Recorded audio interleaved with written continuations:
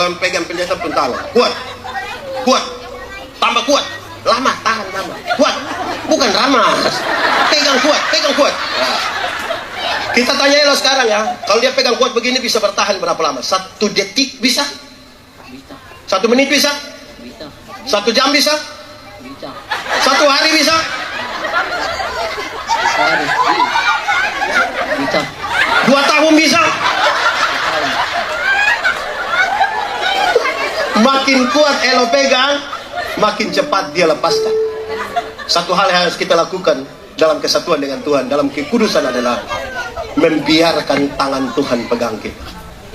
Tuhan peluk aku sebentar saja, hangatkan jiwa yang mulai lemah. Saudara-saudara, mari kita berdoa untuk pemberitaan firman Tuhan. Mari berdoa. Ya Tuhan, kami mohon kepadamu, kuatkanlah dan teguhkanlah iman kami, supaya waktu di mana kami belajar firman Tuhan, biarlah ini menjadi waktu paling baik bagi kami. Tuhan, kami berdoa, Tuhan memberkati hamba-Mu yang akan menyampaikan firman. Kami berdoa, Tuhan memberkati semua orang yang memberi hidupnya untuk pemberitaan firman hari ini. Kami berdoa, Tuhan jauhkan semua pencobaan, baik di dalam kami, baik di sekitar kami, supaya di dalam nama-Mu kami belajar firman Tuhan. Kami rindu pada firman. Berfirmanlah bagi kami Tuhan, di dalam nama Yesus, firman yang hidup itu kami berdoa. Amin. Bapak Ibu Saudara-saudara, Shalom. Dalam sukacita kita di perayaan 54 tahun Gap Sultra Jemaat apa ini? Manunggal. Landasan pembacaan dan perenungan firman terambil dari Mazmur 96 ayat 8 dan 9. Kita buka Alkitab, Mazmur 96 ayat 8 dan 9. Yang sudah dapat katakan amin. Kalau belum dapat jangan bilang amin. Mazmur 96 ayat 8 dan 9. Berilah kepada Tuhan kemuliaan namanya, bawalah persembahan dan masuklah ke pelatarannya. Sujudlah menyembah kepada Tuhan dengan berhiaskan kekudusan. Gemetarlah di hadapannya, hai segenap bumi. Demikian firman Tuhan. Berbahagia setiap orang yang mendengar firman, memelihara dan melakukan dalam hidup setiap hari. Shalom. Kuat sedikit. Shalom. Hari ini menunggal ulang tahun ke 54. Itu banyak atau sedikit? Sudah tua atau masih muda? Dewasa atau anak-anak? Sudah cukup di 54 atau mau tambah lagi? Saya mau kasih tahu kita di awal begini, dewasa itu ada 3. Ada berapa? 3 kalau pakai bahasa Indonesia? 3. Pakai bahasa Inggris baru? Bahasa Toraja? Bahasa Cina? Ada kedewasaan itu ada 3. 1, dewasa biologis. Sama-sama 1, 2, 3. Kasih tahu kawan di sebelah. 1, 2, 3. Dewasa biologis itu 10 tahun lalu kita punya berat badan baru 37. Sekarang 73. Itu dewasa biologis. 10 tahun lalu kita pakai celana nomor 27 tidak ada masalah karena perut rata saja. Sekarang perut seperti ada 3, 1 di sini, 1 di sini. Itu dewasa biologis. Makan tidur, makan tidur, makan tidur. Cocok? Itu berkaitan dengan pembangunan fisik. Sama-sama 1, 2, 3. 54 tahun lalu menunggal sudah gereja di gereja macam begini. Sudah ada AC? Itu hari rajin gereja? Sekarang ada AC mulai pemalas. Nah, itu pembangunan fisik. Tepuk tangan dulu, itu bagus. Tapi yang kedua, dewasa psikologi. Sama-sama 1, 2, 3. Kasih tahu kawan di sebelah. 1, 2, 3. Dewasa psikologi tidak tergantung umur dan berat badan. Umur 40 tahun tapi kalau tukang tersinggung, sedikit-sedikit tersinggung, sedikit-sedikit tersinggung, sedikit-sedikit tersinggung, tersinggung kok sedikit-sedikit. Di sini ada yang biasa tersinggung? Ada ikut ibadah sekarang? Dia pakai baju warna apa? Ini yang bikin kacau gereja ini. Sedikit-sedikit tersinggung mau keluar bikin gereja sendiri di sebelah situ. Itu badan besar tapi pikiran di Kupang. Kalau ada orang yang suka tersinggung begitu di banyak orang bilang begitu. Mengelola sebuah kehidupan dalam perbedaan ini butuh kedewasaan. Amin kah? Ketiga, dewasa iman. Sama-sama 1, 2, 3. Dewasa iman tidak tergantung berapa lama kita jadi orang Kristen. Dewasa iman tidak tergantung berapa lama kita melayani. Dewasa iman tidak tergantung berapa banyak kali kita ada dalam ibadah-ibadah, berapa lama kita menjadi anggota yang setia dalam beribadah. Tidak. Dewasa iman ini, ada anak umur 3 tahun, ada mimbar berat 10 kilogram. Anak 3 tahun bisa pikul mimbar yang 10 kilo. 17 tahun kemudian dia umur 20 tahun bisa pikul mimbar yang 10 kilo. Yang berubah anak atau mimbar? Itu dewasa iman. Tidak meminta beban menjadi ringan, tapi berdoa meminta bahu yang semakin kuat. Orang dewasa iman tidak akan pernah menangis meminta masalah berubah.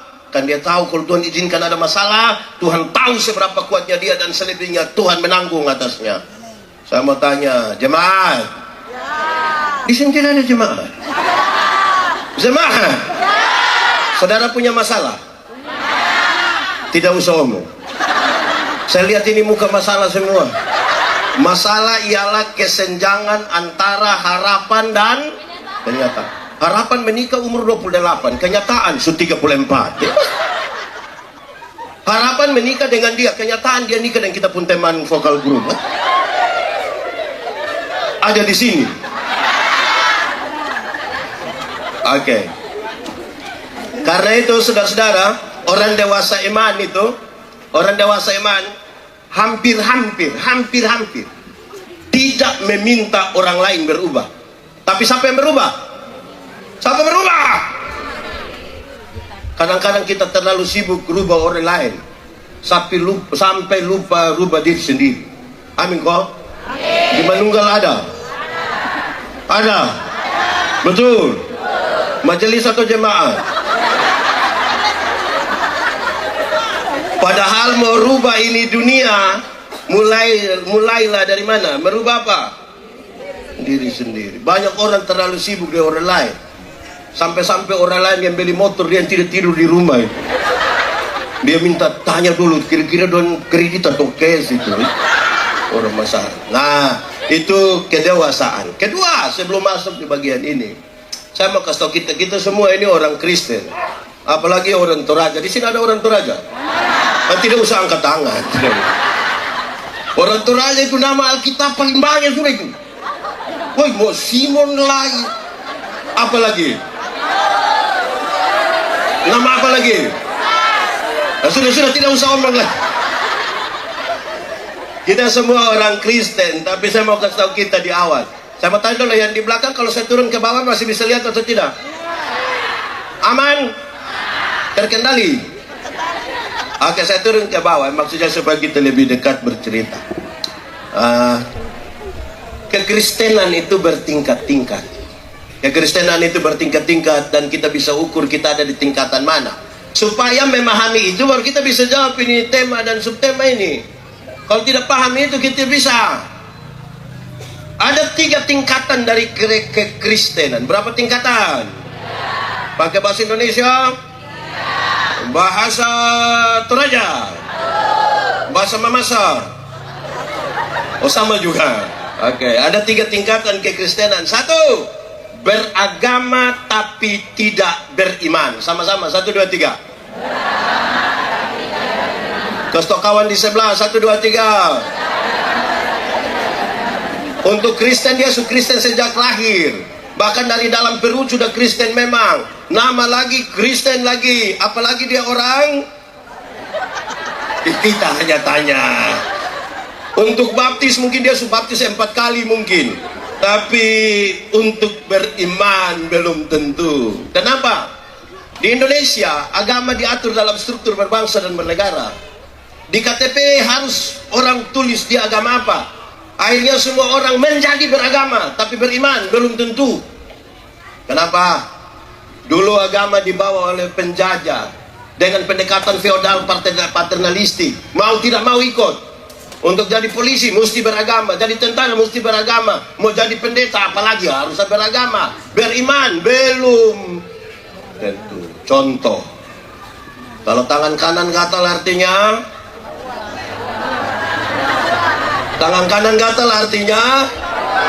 saudara yakin tangan kanan gatal artinya dapat uang? Kalau tangan kanan gatal artinya dapat uang, maka orang koreng pasti kaya raya. Karena bukan tangan kanan saja yang gatal, semua gatal habis itu. Orang beriman tahu bahwa cara terbaik untuk mendapat berkat adalah kerja. Sama-sama, 1, 2, 3. Kerja bukan gatal, kerja supaya dapat berkat. Kedua, jangan kedua dulu, itu masih contoh-contoh dulu. Saya tidak tahu di sini, ini tempat nama apa lagi? Pokoknya di sini sudah. Saya tidak tahu kan, saya baru 2 kali datang di daerah ini. Tapi saya besar dalam sebuah kebiasaan. Kalau keluar dari rumah, kita keluar dari rumah jalan jauh, tidak ada tempat orang berumah atau apa, tiba-tiba rasa BAB. Ambil apa? Oh, kita sama ya. Ambil apa? Batu berapa? Saudara yakin batu 3 menyelesaikan persoalan BAB? Di Manunggal ini ada WC. Kenapa tidak taruh batu? Saudara, apa yang ingin saya sampaikan bagi kita? Hal sereceh itu, orang membangun sugesti yang begitu kuat untuk bisa percaya. Tapi ketika bicara Yesus Kristus Tuhan, Yesus Kristus Juru Selamat, bicara tentang penyaliban, orang butuh pergi cari tahu di seluruh dunia baru bisa meyakini sesuatu. Tapi hal yang receh-receh begitu langsung percaya.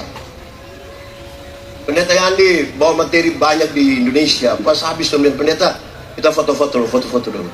Pas mau foto ada yang bilang, jangan 3 orang, jangan. Foto 3 orang nanti, yang mana yang mati? Oh, yang foto yang mati. Aduh, kalau foto yang tengah mati, bunuh ini ibu ini gampang sekali. Tinggal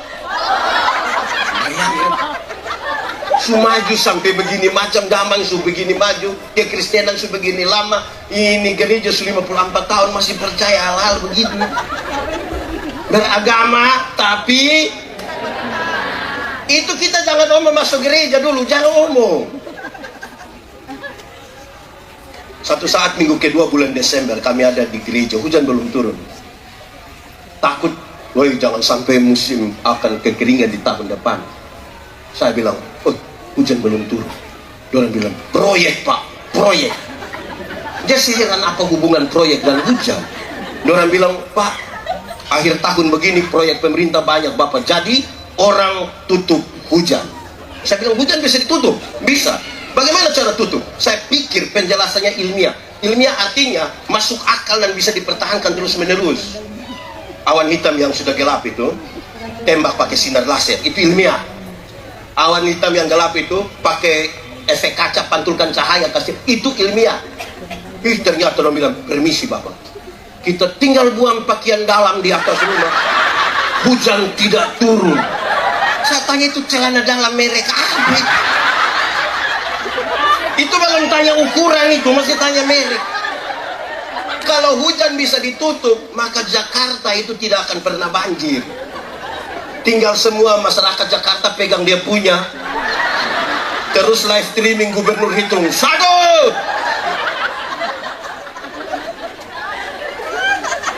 Aneh kita ini, aneh ini beragama bertahun-tahun ini, beragama tapi belum tentu. Kedua, bertobat tapi tidak berbuah. Sama-sama, 1, 2, 3. Bertobat tapi tidak berbuah. Untuk mabuk dia tidak mabuk lagi. Masih ada yang mabuk? Sampai bersuami itu. Untuk mabuk tidak mabuk, untuk judi tidak judi lagi, untuk pukul istri tidak pukul. Tapi karena dia tidak berbuah, dia hanya berbicara tentang masa lalu. Kasih kesempatan bicara sedikit, dia hanya bilang waktu tahun 1970. Di satu tempat ulang lagi waktu tahun 1970. Satu tempat ulang lagi waktu tahun 19. Satu waktu dia baru bangun, orang bilang, lihat 1970. Tuhan menciptakan kita melihat ke depan dengan leher yang sedikit lentur, sesekali lihat ke belakang. Jangan lupa juga sejarah. Tapi masa lalu tidak perlu dirubah dan tidak mungkin dirubah. Masa depan yang bisa dirancang di dalam nama Tuhan. Amin. Masa lalu tidak bisa dirubah dan masa depan mau dirancang. Kita tidak hidup untuk masa lalu, kita hidup untuk masa depan.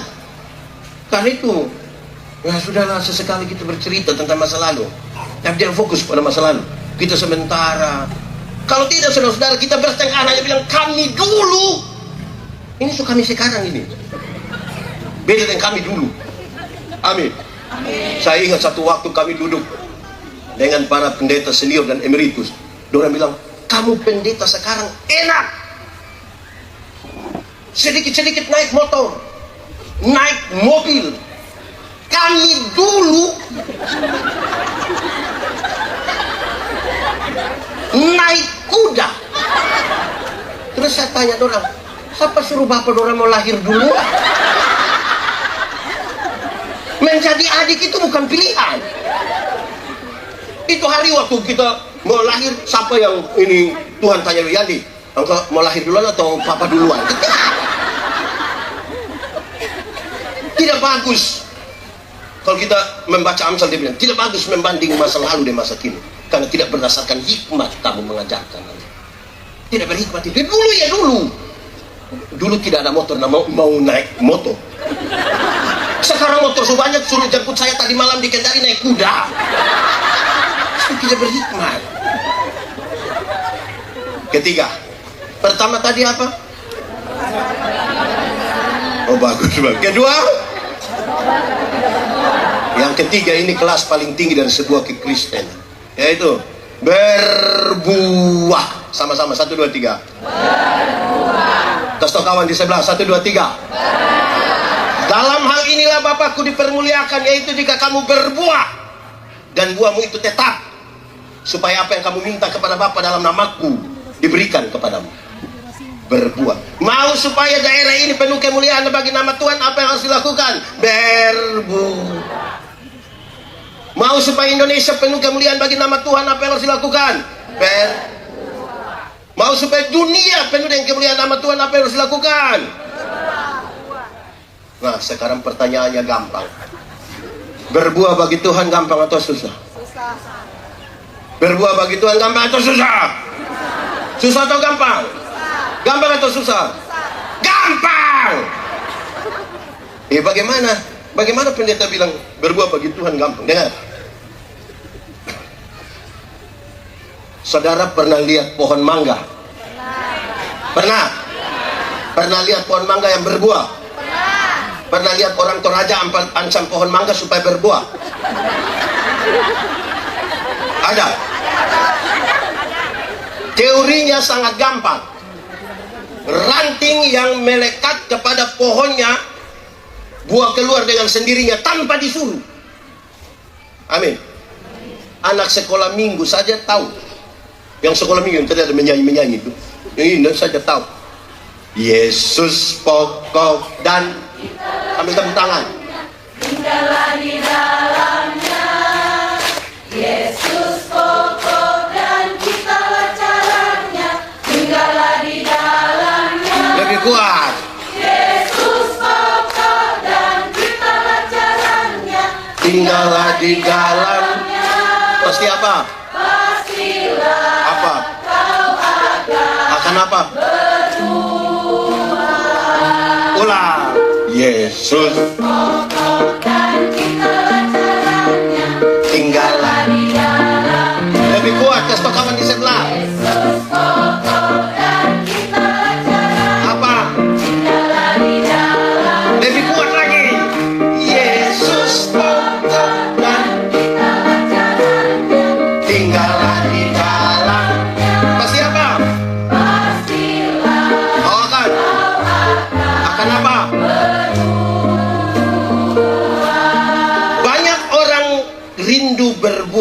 tapi tidak melekat pada pohon.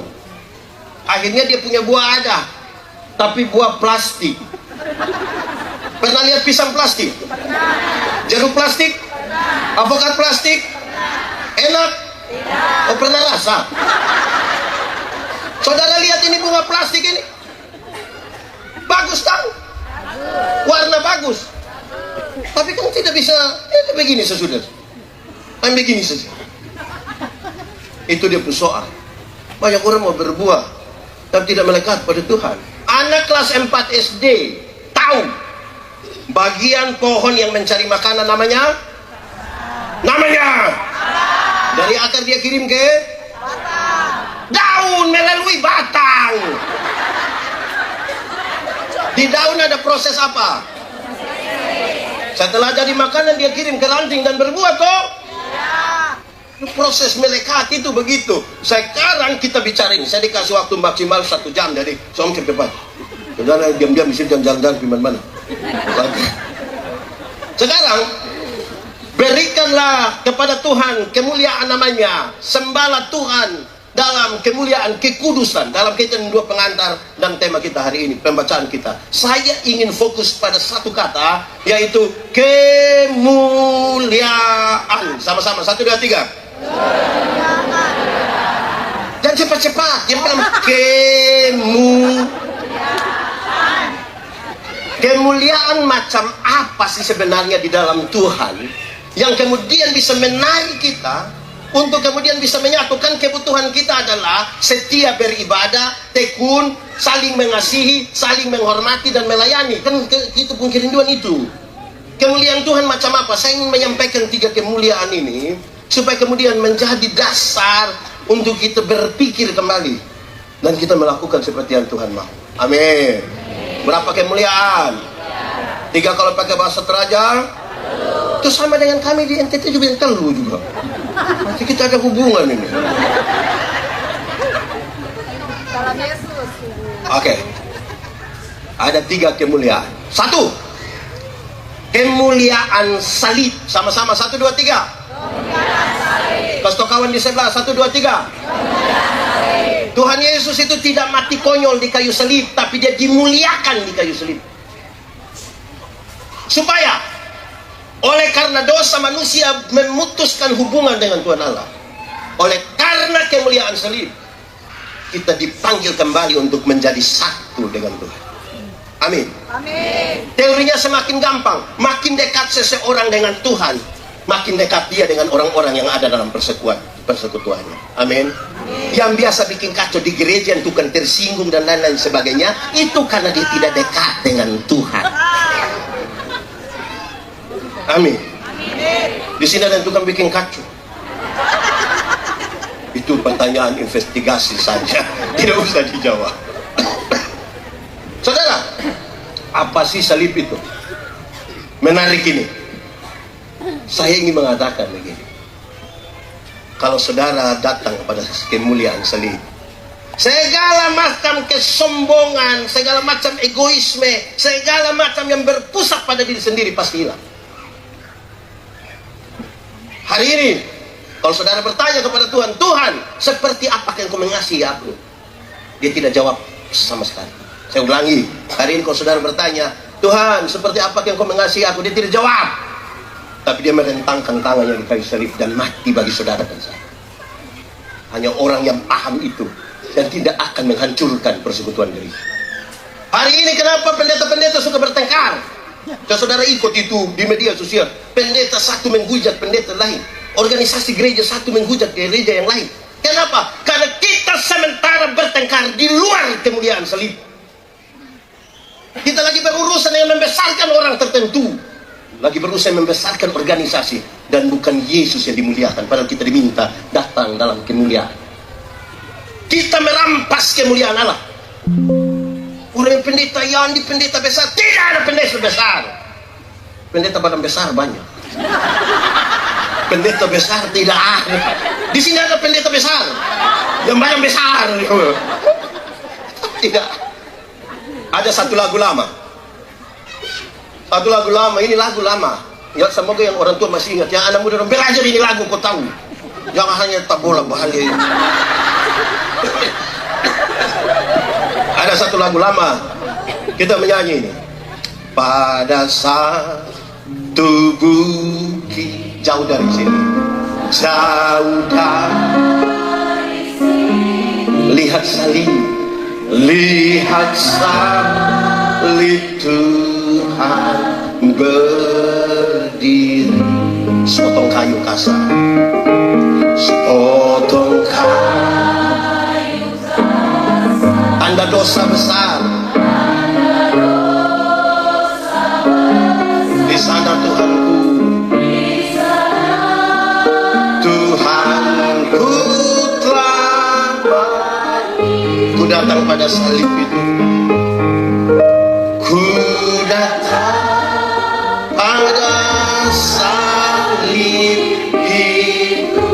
Ku kenangkan cinta Tuhanku, ku kenangkan cinta Tuhan yang ku jatuh pada kakinya, yang ku jatuh pada kakinya.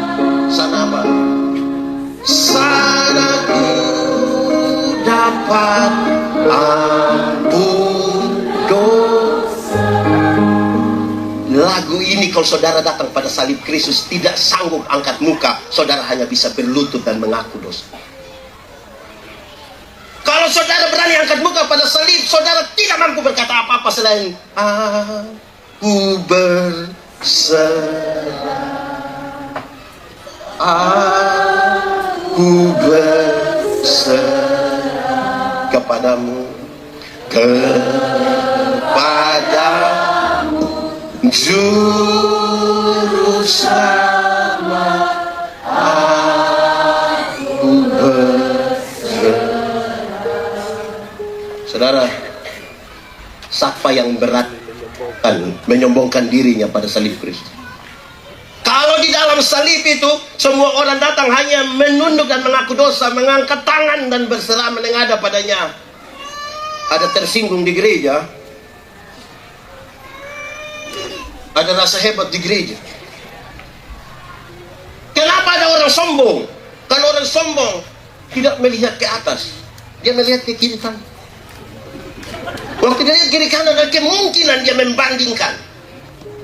Tapi waktu hanya melihat pada, walaupun salib begitu saudara, dia memanggil kita mengaku dosa dan berserah padanya. Tapi untuk kemuliaan namanya kita dituntut satu syarat yang serius. Satu apa? Satu apa? Syarat itu adalah menjaga kekudusan. Sama-sama, 1, 2, 3. Menjaga kekudusan. Kasih kawan di sebelah, 3, 2, 1. Baca cepat-cepat ibu. Menjaga kekudusan.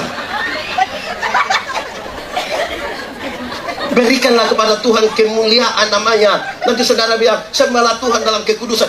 Pendeta Yandi, kenapa kekudusan menjadi penting? Dengar, Tuhan yang kita sembah itu Tuhan yang kudus. Yang kudus tidak dapat bersatu dengan yang tidak kudus. Tanggalkanlah kasutmu dengan seluruh kepentingan manusia dan duniamu, sebab tempat di mana engkau berdiri itu kudus. Saudara lihat itu pentingnya salib toh di gereja. Saudara, kalau kudus itu terang, tidak kudus itu gelap, maka yang terang tidak dapat bersatu dengan yang gelap. Kita diterang, bisa lihat orang di gelap, sudah meninggal semua ini. Kita diterang, bisa lihat orang di gelap. Orang di gelap bisa lihat kita diterang. Lalu kenapa kadang-kadang orang sudah diterang dia pulang kembali ke gelap? Karena dia suka begini, dia suka begini. Apa itu? Orang Manado bilang Bahoba, orang Timur bilang Meloy, orang Toraja bilang apa? Orang Indonesia bilang di sini ada yang suka mengintip. Kalau dia sudah begini sedikit lagi, jadilah mengintip berjamaah.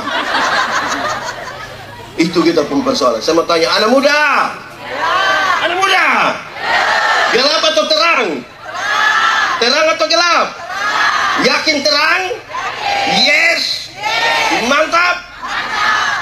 kenapa kamu suka pacaran di gelap-gelap? Ada anak muda pacaran di gelap-gelap di sini. Ada. Dia pun nama siapa? Saya mau tanya, anak muda, rahasia negara apa yang kamu harus bicarakan di tengah kegelapan malam itu?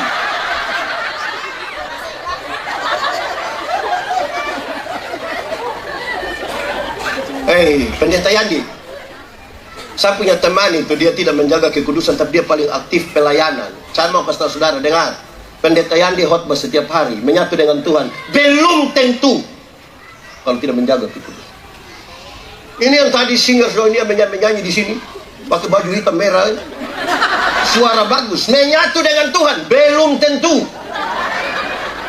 Ini pemain musik semua main bagus, menyatu dengan Tuhan, belum tentu. Lalu kita disebut apa? Kita disebut aktivis. Aktivis pelayanan, sibuk dengan jadwal-jadwal, melayani pekerjaan dan bukan melayani Tuhan. Lalu saudara merindukan bagaimana kita beribadah tanpa menjaga kekudusan, tidak bisa. Di Indonesia, gereja mengalami banyak kemajuan. Ada kekurangan di sana sini, saya hanya bicara yang kemajuan.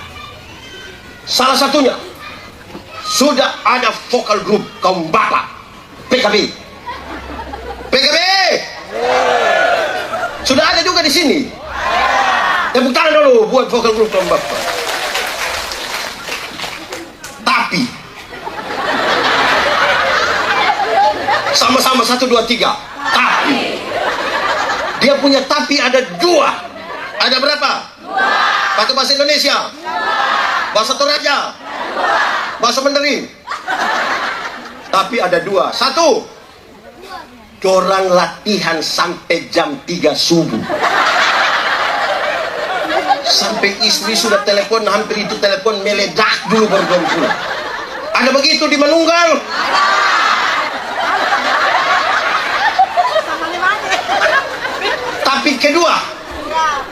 Tapi kedua, hari Minggu mau menyanyi di gereja, dorang titip pesan lewat istri, lewat majelis, atau lewat anak kecil. Kasih tahu pendeta, kaum bapak menyanyi setelah firman. Kenapa setelah firman? Belum lengkap. Bagaimana mau lengkap pulang jam 3? Yang menarik adalah, dengar, menyanyi habis dia langsung keluar cari pohon. Itu pohon di sekitar gereja itu mungkin satu saat akan disebut pohon PKB. Di pohon itu PKB sambil merokok.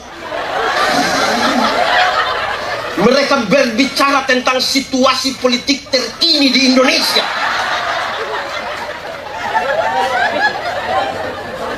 Tapi walaupun bicara mereka sangat panas di luar, mereka selalu pasang telinga. Ibu pendeta pimpin dan bilang, kita sampai di penghujung dari ibadah ini. Pulanglah saudara-saudara dalam hidup dan tugasmu dengan selamat. Arahkanlah hatimu pada Tuhan dan terimalah berkatnya. Maka dorang yang dari pohon PKB cepat-cepat masuk. Ada begitu di Manunggal? Betul-betul ada. Beliau ada di sini. Tunjuk.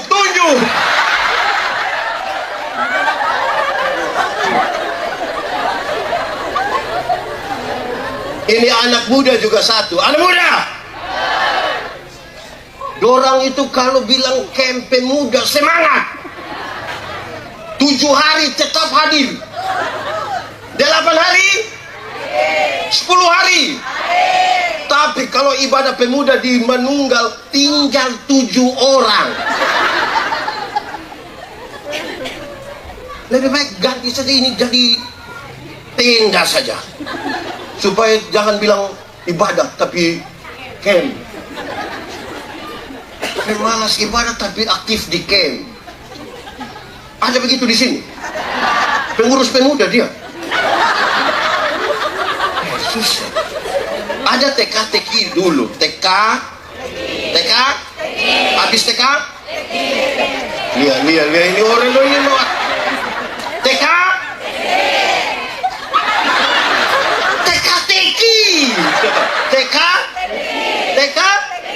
Habis TK? Pak ketua klasis tolong ini orang. Ini memang susah diatur lah. Saudara, TK-TK dulu bilang begini. Silakan masuk, duduk di luar. Apakah itu? Silakan masuk. Apakah itu? Satu ya kancing baju tuh. Kelihatan masuk, tapi dia di luar. Kedua, yang PKB tadi.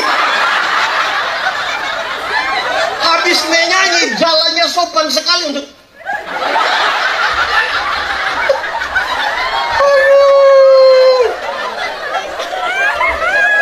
Ibu-ibu juga sama.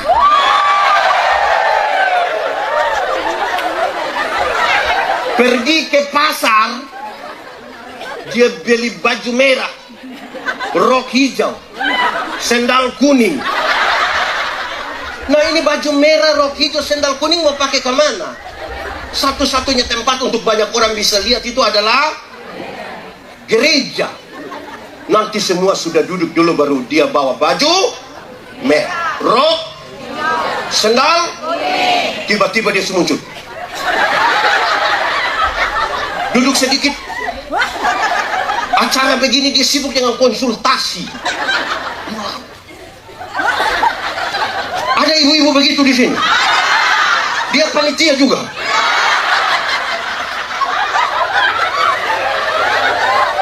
Kacau lah. Kita ini mau ibadah bagaimana kalau kita sibuk? Ya, satu itu seksi konsumsi, seksi konsumsi. Saya berkhotbah di mana-mana. Saya bilang, saudara tahu kalau berdoa itu menyatu dengan Tuhan. Tahu? Betul? Amin. Yes. Tapi kalau ibadah syukur di rumah pendeta, khotbah terus pendeta bilang, mari bersama dengan keluarga kita menyatu dalam doa syafaat. Pas mau berdoa begini, yang ibu-ibu semua langsung ke dapur.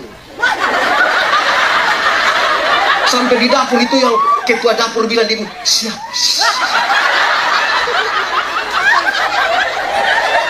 Kuat tadi so kasih panas, padahal hanya kacang Reni Bong. Ini kacang ini memang kacang masalah betul. Di sini siapa yang biasa ketua dapur? Mana yang biasa ketua? Mana yang biasa ketua? Stop sudah. Hei, coba kasih waktu sedikit untuk Tuhan. Duduk diam-diam. Duduk manis-manis, duduk begini-begini. Ini kenapa? Terlalu sibuk lah kita. Sama tanya. Ini orang tua, anak muda pernah pacaran? Atau saudara di sini hanya dijodohkan saja, hanya dijodohkan? Pernah pacaran atau tidak? Pacaran itu memungkinkan kita untuk rindu bertemu toh. Ada lagu orang tua, saya rindu bertemu. Tidak tahu ini lagu? Tidak tahu? Tak bola balik? Kerinduan itu membuat kita betah. Saya bertanya, saudara bisa duduk makan sehidangan dengan orang yang saudara tidak suka? Tidak suka tuh kan tidak enak kita duduk makan dengan dia tuh. Rasa-rasa ini Rica mau taruh di mata begini. Coba duduk diam-diam ikut ibadah, kenapa? Kita yang terlalu sibuk lah. Amin kok? Jadi ada pertanyaan, Pak Pendeta, kenapa orang pemalas ibadah? Sudah pastikan dia tidak menyatu dengan Tuhan. Menyatu dengan Tuhan kan kita rindu bertemu toh. Saya nih rindu, kalau rindu tuh makin malam makin gila tuh rindu. Rindu. Ku mau cinta Yesus, ku mau cinta Yesus. Meskipun apa? Meskipun badai dalam hidupku, tapi ku mau cinta Yesus. Meskipun badai, bukan meskipun kacang beribon. Meskipun badai. Kayak apa ku? Baru habis dia bilang, namanya ada Maria, ada Marta, Kak.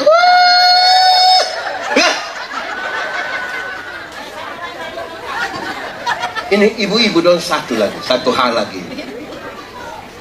Dalam rangka ulang tahun 54 dari Gap Sultra Manunggal, maka paduan suara kaum ibu di sini sebut apa?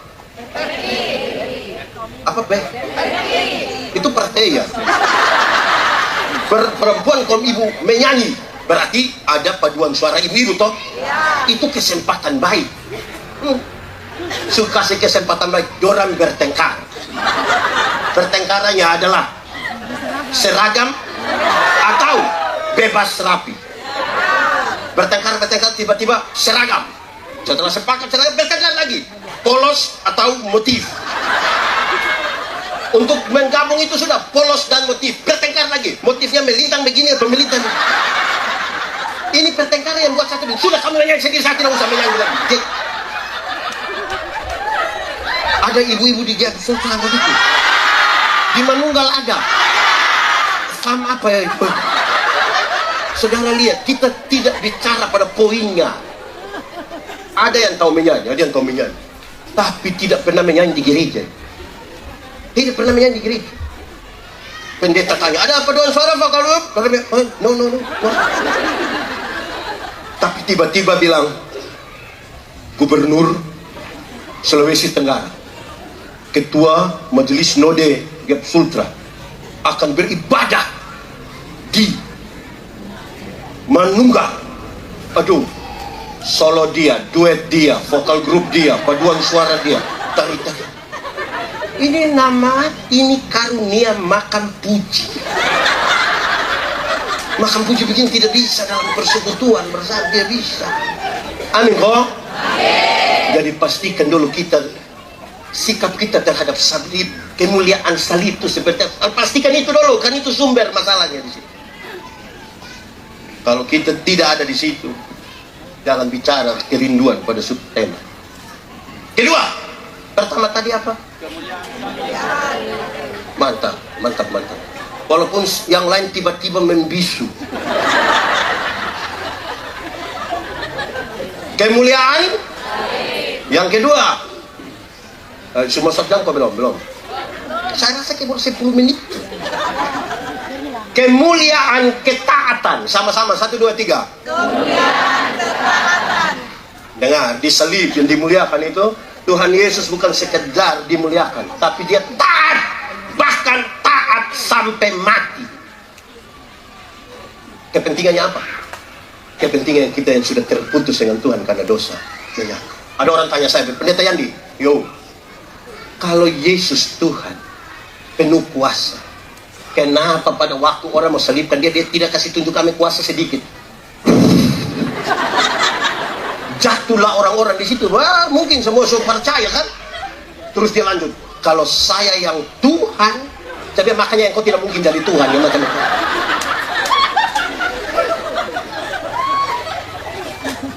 Tidak boleh ada satu kemuliaan pun di dalam gereja melebihi kemuliaan ketaatan. Tidak boleh. Di gereja kami ada katekisasi. Di sini ada juga. Berapa lama? 1 tahun. Berapa kali tidak ikut tatap muka, tidak boleh ikut siding. 3 kali tatap muka tidak ikut siding. Tapi ada orang tua datang bilang nih, Pendeta, Desember ada kehabisan siding? Ada. Memang. Kita tuh anak yang sekolah dokter itu di Bandung. Itu anak terlalu pintar. Itu dosen belum tahu, dia sudah tahu semua. Nah, dia kenapa? Dia mau datang Desember. Oh, ini tahun dia datang lihat papa mama ya. Iya, itu yang maksudnya. Pendeta boleh langsung teguhkan dia kah? Tidak bisa. Tersinggung dia orang tua. Kalau memang dia tidak bisa, kami di luar saja. Kalau gampang. Keluar. Orang lain punya anak boleh taat sampai 3 kali tidak tatap muka, dia orang tua tunggu di situ karena sebentar mau jalan memang kemana begitu, hanya karena mau katekesan. Lalu itu anak terlalu apa? Sampai dia tidak ikut, tidak apa langsung. Tidak usah kasih kaca beribon di dia.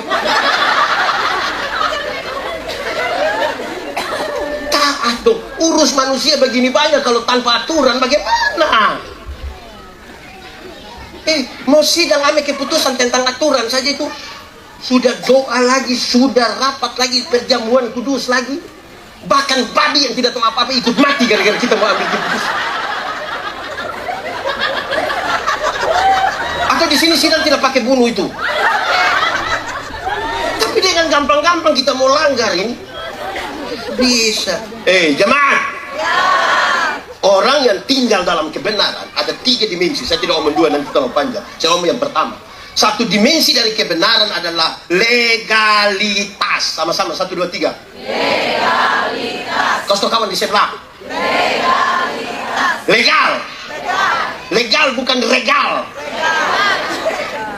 Legal itu ikut aturan. Regal itu ada yang masih makan regal.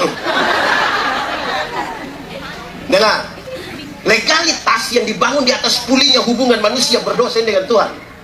Semua bentuk pelanggaran pada aturan Tuhan tidak mau.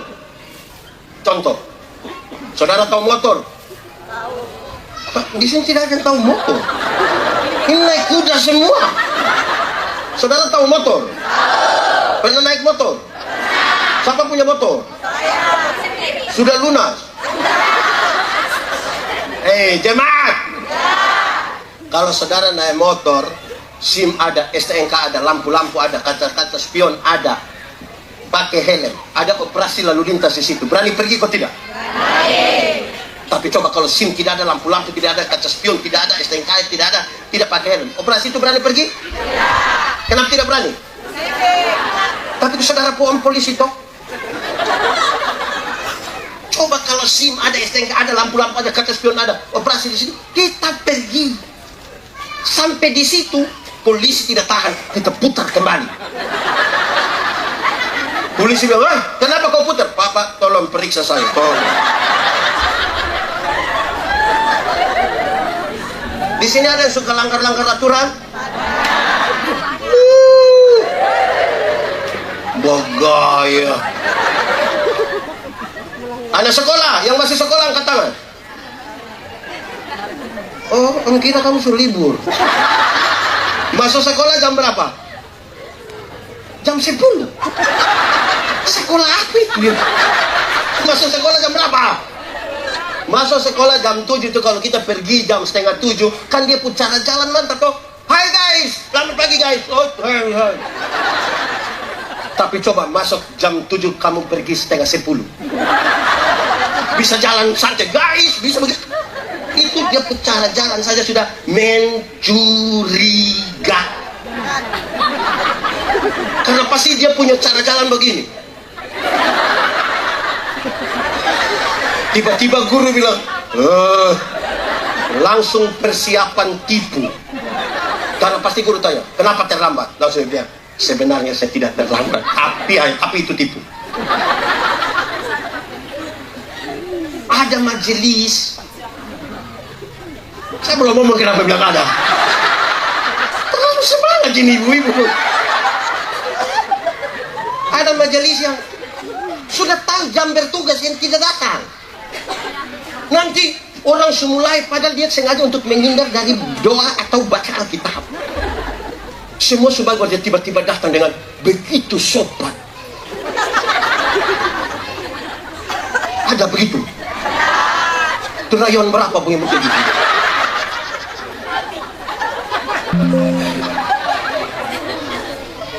Jemaat, kalau saudara naik motor, kan aturannya ikut kiri toh? Atau di sini ikut tengah kanan, ikut hutan, ikut. Terus ada orang yang dia naik motor ikut kanan menuju kita, baru dia bilang, menjengkel. Yang orang yang suka langgar-langgar aturan itu tidak ada ketaatan pada dirinya itu, baik ketaatan di dunia maupun ketaatan kepada firman Tuhan, itu menjengkelkan. Amin toh? Kasih tahu dia yang di sebelah, 1, 2, 3. Menjengkelkan.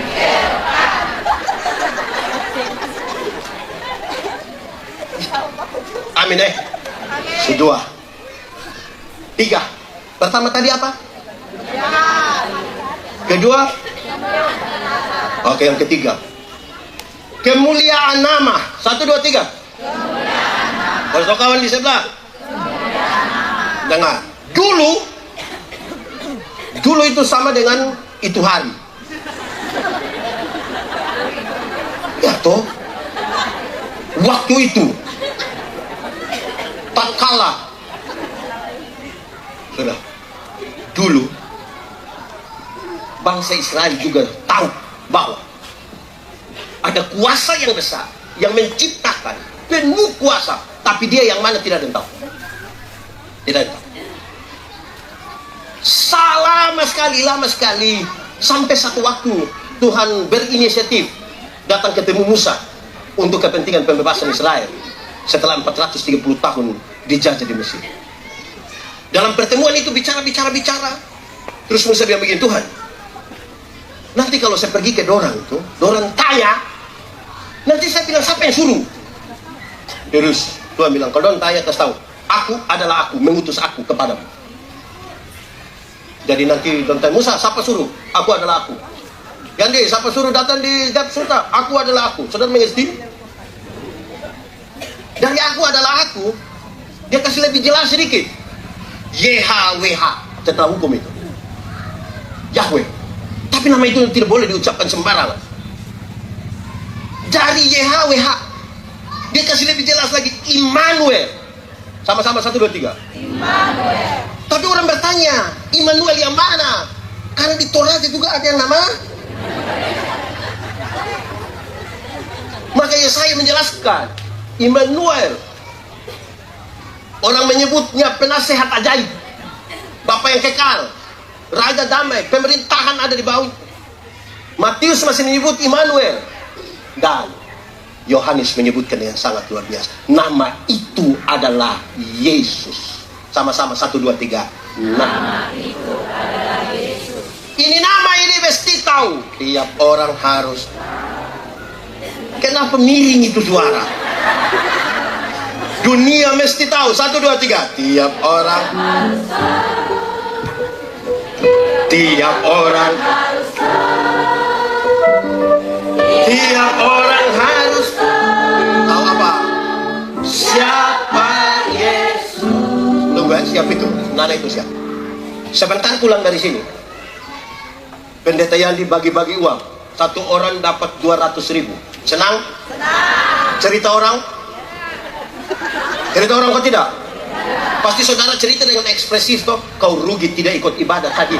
Itu pendeta yang dikasih kita uang.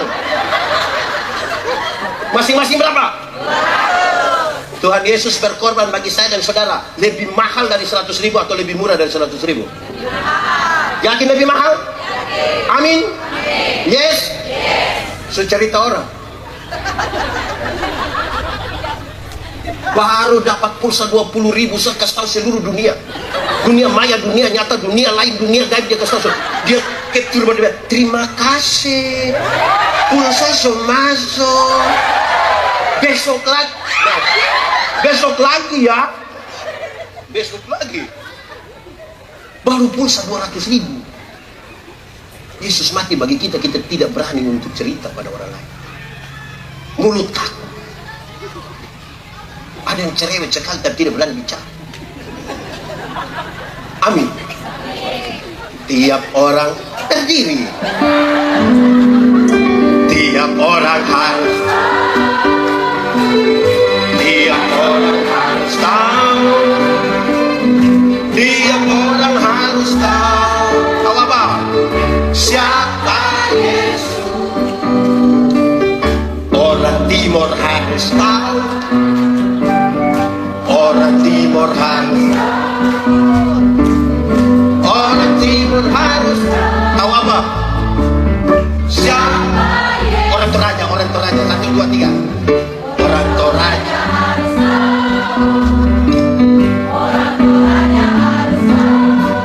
Orang mana?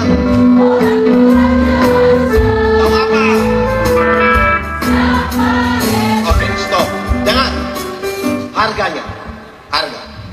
Satu hari Tuhan Yesus kasih makan 5.000 orang laki-laki, belum terhitung perempuan. Dan belum terhitung anak. Hanya dengan berapa roti? Berapa ikan? Ikan naik di hanya 5 roti dan 2. Lebih berapa bakul? Kenapa lebih 12 bakul? Karena di sini ada biasa pabungkus. Ada di mana dia sekarang? Dia putasi siapa itu? Dorang bercerita tentang kehebatan Yesus membuat mujizat itu. Tapi Tuhan Yesus kasih tinggal dorang banyak-banyak. Tuhan Yesus pergi ke Gerasa. Di Gerasa dia hanya akan berjumpa dengan satu orang yang kerasukan legion. Kerasukan legion berarti itu orang kerasukan roh jahat, kira-kira 6.000 roh jahat. Berapa? 6.000 roh jahat. Itu orang terlalu jahat. Kita pun teman majelis yang satu roh jahat, dia punya otak, kita pusing. Ini 6.000. Bagi beberapa orang manusia jahat ke dia itu lebih baik mati. Tapi tidak seperti Yesus. Yesus pergi kepadanya. Ketika orang berpesta, Yesus duduk pergi. Dia mau turun dari perahu, roh jahat itu begini, Yesus anak Allah yang hidup, apa urusanmu dengan kami? Rupa-rupanya roh jahat juga mengenal nama Yesus.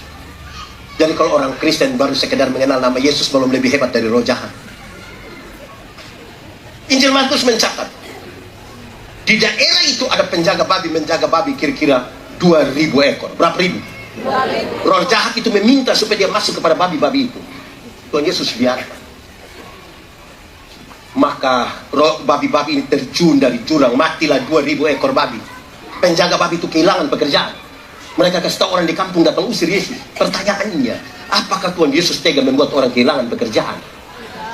Tidak, bahkan tidak sama sekali. Lalu kenapa biarkan 2.000 ekor babi mati? Sama-sama kita tahu, dalam struktur budaya Yahudi babi itu haram. Orang Yahudi tidak makan daging babi. Tidak ada papiong di Yahudi. Sebentar ada. Tidak ada papiong di Yahudi. Tapi yang haram itu orang pelihara 2.000 ekor. Sementara ada satu jiwa hampir binasa mereka biarkan. Ini yang Yesus mah. Alangkah lebih baiknya ada 2.000 ekor babi mati daripada ada satu jiwa binasa. Saya ulangi ini kalau.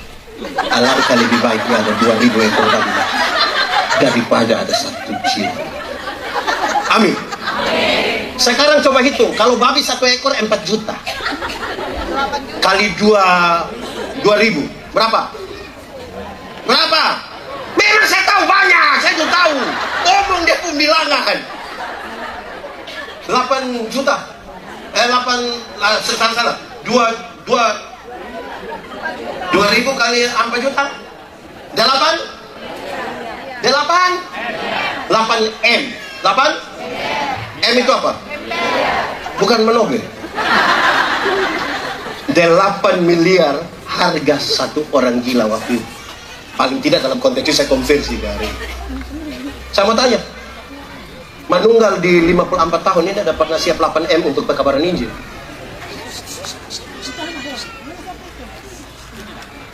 Tak apa-apa. Kalau kota anak kecil jalan tidak apa-apa. Jangan hapus strom saya. Apa sih itu? Angkat kaki. Ya, nama siapa? Nama siapa? Betul, pulang saja. Dadah.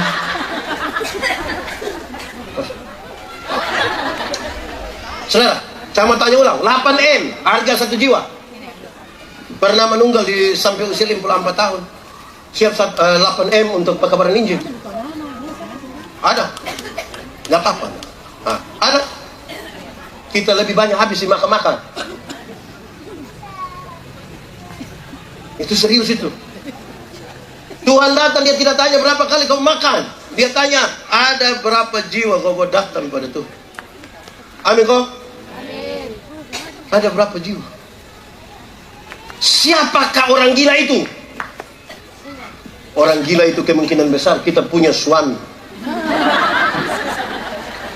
Kemungkinan besar bisa kita punya istri juga.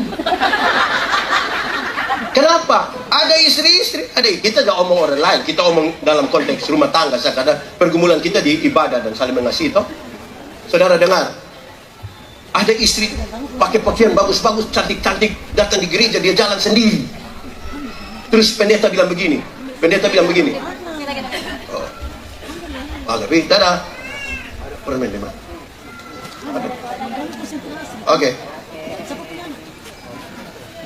Satu lagi, dengar. Lihat sini, saudara.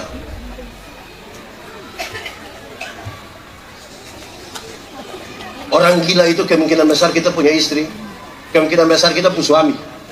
Ya bisa begitu. Sudah, lihat sini sudah. Ini jemaat ini. Kalau dekat jalan ini ada kendaraan lewat, tiba-tiba udah bosan. Satu lagi lewat,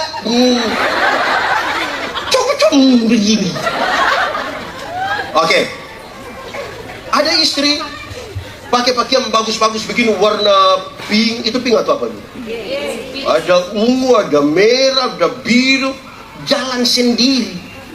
Pendeta tanya, ibu, mana suami? Terus pendeta,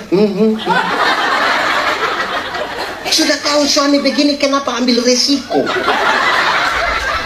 Saya mau tanya, kasat mata ini kelihatan ibu-ibu yang paling banyak. Ini mama-mama lebih banyak dari bapak-bapak di ibadah ini, betul? Mama-mama betul? Ini mama janda semua? Ini janda semua atau bukan? Oh tidak, suami?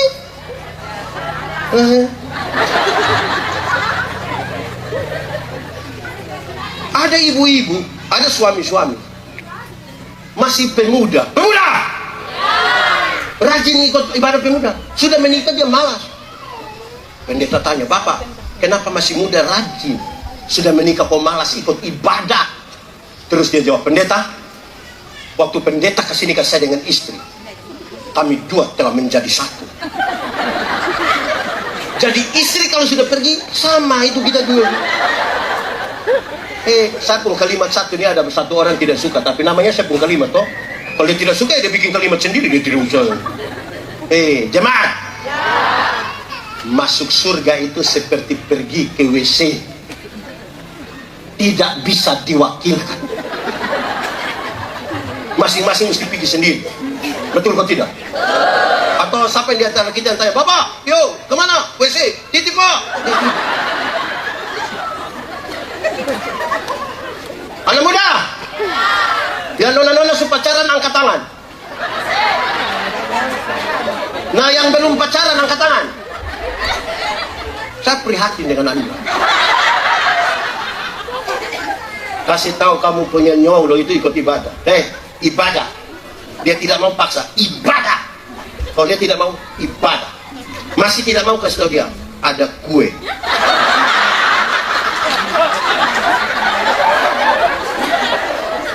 Menikahlah dengan laki-laki yang takut Tuhan. Dia tidak akan mengkhianati engkau. Jangan percaya dia punya les di sini, jangan percaya. Jangan percaya. Besok itu masih muda satu les, sudah tua macam kami ini semua tidak ada, tidak ada.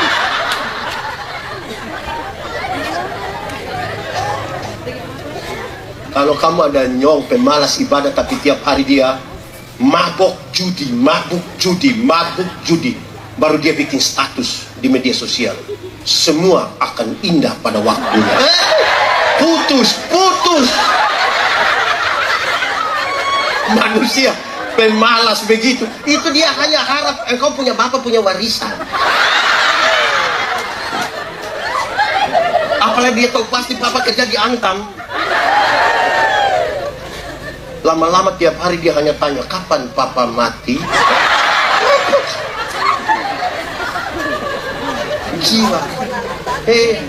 Surga adalah surga bagiku kalau kutemukan istriku di sana, kalau kutemukan suamiku di sana, kalau kutemukan anak-anakku di sana, kalau kutemukan cucuku di sana. Amin, emang. Umur berapa? Berapa dia? 45.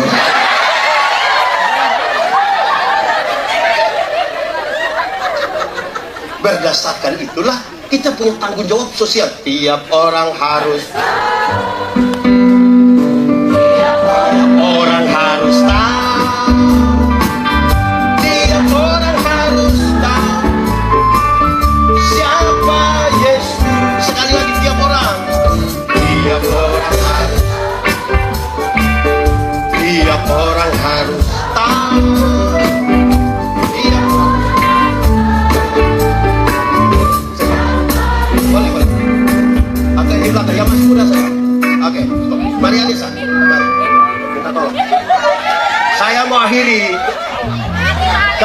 bicara tentang menyatu dengan Tuhan. Mari saya.